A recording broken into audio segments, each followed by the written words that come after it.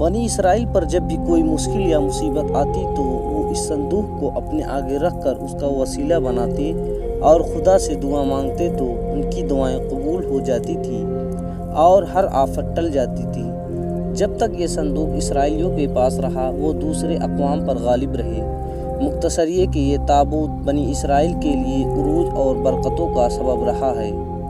मगर जब बनी इसराइल तरह तरह के गुनाहों में मुब्तला हो गए और उन लोगों में शरकशी और कुफ्र का दौरा हो गया तो उनकी बदआमालियों की नहूसत से उन पर खुदा का गज़ब नाजिल हो गया और कौम अमालका के कुफ़ार ने एक लश्कर जर्रार के साथ उन लोगों पे हमला कर दिया। उन काफिरों ने बनी इसराइल का कत्ले आम करके उनकी बस्तियों को तख्तो ताराज कर डाला, इमारतों को तोड़ ताड़ कर सारे शहर को तहस नहस कर दिया और इस मुक़द्दस ताबूत को भी उठा कर ले गए। उन्होंने इस मुक़द्दस संदूक को निजासतों के कुएं में फेंक दिया, लेकिन इस बेअदबी का कौम अमालका पर ये वबाल पड़ा कि लोग तरह तरह की बीमारियों और बलाओं में मुब्तला कर दिए गए। लिहाजा कौम अमालका के 5 शहर बिल्कुल बर्बाद और वीरान हो गए और उनमें तरह तरह की बीमारियां फैल गई। लिहाजा उन काफिरों को यकीन हो गया कि उस संदूक की बेअदबी का अजाब उन पर पड़ गया है, तो उन काफिरों की आंखें खुल गई। लिहाजा उन लोगों ने उस मुक़द्दस संदूक को एक बैलगाड़ी पर लाद कर बैलों को बनी इसराइल की बस्तियों की तरफ हाँक दिया। फिर अल्लाह ताला ने 4 फरिश्तों को मुकर्रर फरमा दिया जो इस मुबारक संदूक को बनी इसराइल के नबी हज़रत समाऊल अलैहिस्सलाम की खिदमत में ले आए। इस तरह फिर बनी इसराइल की खोई हुई नेमत दोबारा मिल गई। जैसे ही ताबूत बनी इसराइल में दोबारा वापस आई, उनकी खोई हुई वक़ार फिर से वापस लौट आई।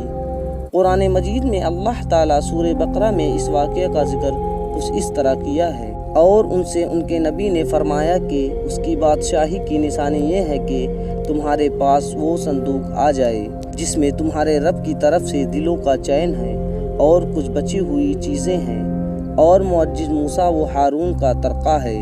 इसे फरिश्ते उठाए हुए लाएंगे। बेशक इसमें बड़ी निशानी है तुम्हारे लिए अगर ईमान रखते हो। लेकिन यहूदी कौम ऐसी सरकस कौम थी कि वो हर ज़माने में किसी न किसी बुराई में मुब्तला हो जाती थी।